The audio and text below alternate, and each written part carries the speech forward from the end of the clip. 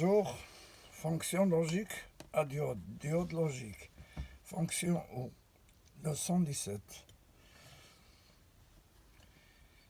Voyons ce montage.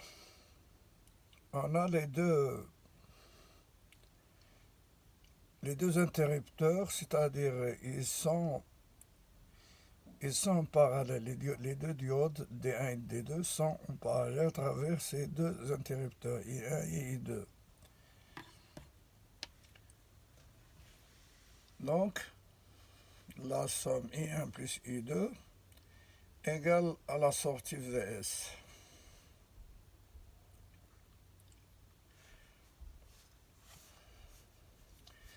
Bon, la fonction logique à diode, utilisant les propriétés de conductibilité unilatérale des jonctions PN. Là, une jonction PN. PN. La diode, parce que la diode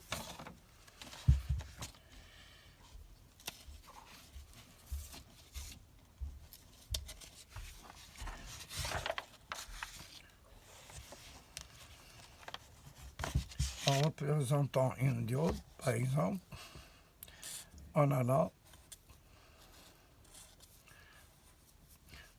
alors, cathode, anode, ou bien, c'est, voilà,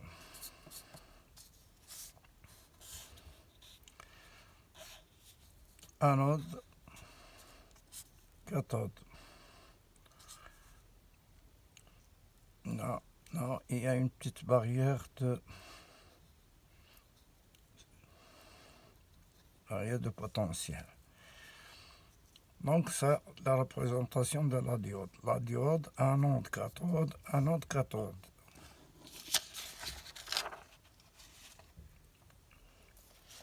Donc, la fonction logique à diode, utilisant les propriétés de conductibilité unilatérale des jonctions PN. Jonctions PN, P et N. C'est-à-dire anode, cathode, qui permet de les assimiler à un interrupteur. Ces diodes sont assimilées à un interrupteur. Par exemple, comme une lampe. Interrupteur d'une lampe.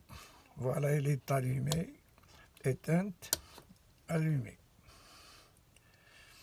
La diode, elle a le même principe, mais pour les circuits électroniques, parce qu'ils sont très rapides. Ils ont des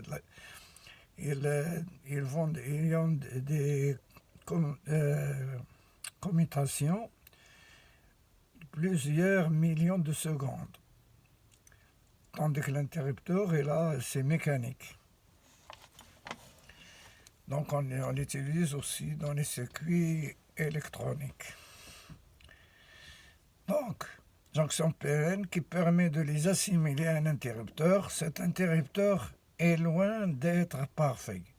L'interrupteur n'est pas parfait, car il crée une chute de tension non négligeable lorsqu'il se ferme, qui occasionne des baisses de niveau. Ce niveau est celui d'une fonction O. Là, on a une fonction O.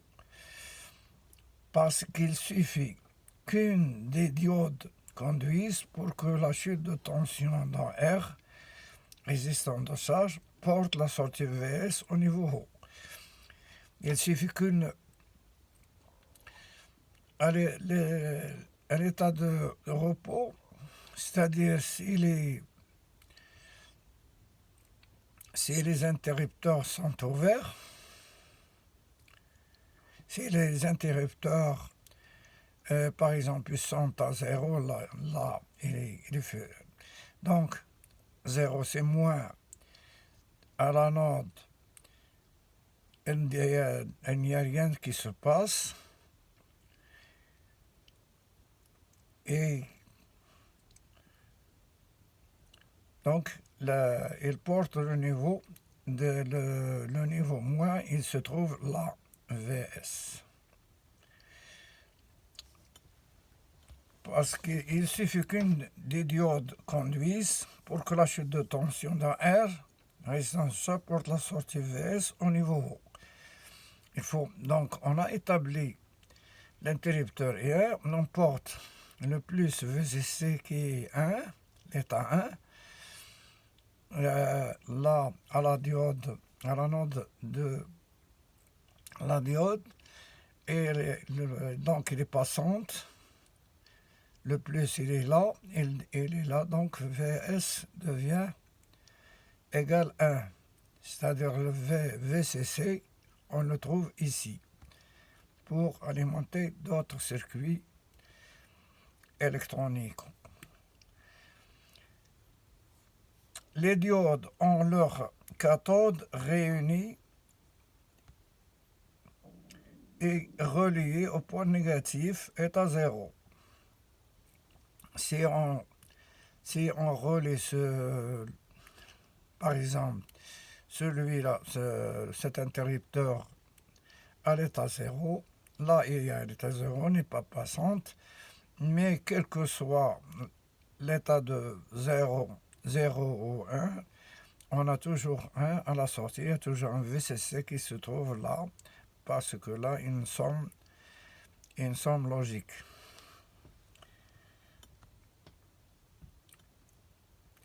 Donc, les diodes ont leur cathode réunie et reliée au pôle négatif état 0 à travers la résistance R.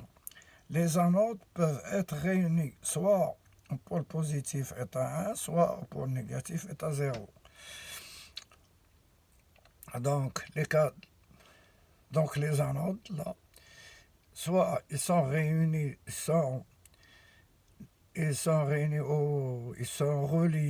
au pôle positif, donc état 1.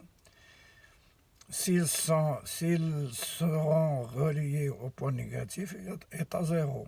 Si les deux interrupteurs sont reliés à l'état négatif, c'est-à-dire l'état 0, il y a 0 ici, 0 ici, il y a une passe, là, il y a 0.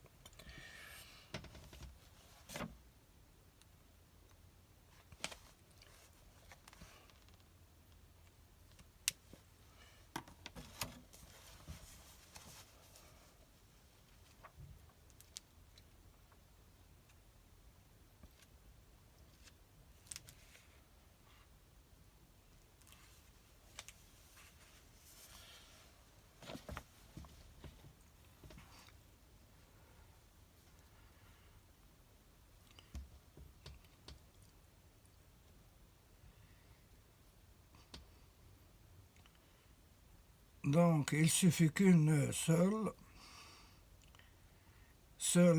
des entrées soit à l'état 1 pour que la sortie soit à l'état 1. Il suffit qu'une seule, on a dit une seule soit à 1, soit celle-là ou bien celle-là, la sortie est à l'état 1. C'est ce qui caractérise la fonction O. Elle est caractérisée par ce système. Si on regarde bien, on va voir la table de vérité. VE1, c'est entre 0 et le point et l'anode. VE2, l'anode de D1. VE2, c'est entre 0 et l'anode de D2. Et VS, c'est la sortie. Si on a 0, 0, par exemple ici, l'interrupteur I1 est à 0 et I2 est à 0, on a à la sortie 0. Si I1, si par exemple I1, I2 par exemple est à l'état 1, l'interrupteur est à l'état 1 au travail. 0 I1 égale 0. V2 1, donc la sortie est 1, quel que soit On a dit quel que soit l'autre interrupteur. Si un seul interrupteur est à l'état 1, donc la sortie à l'état 1 pour les 00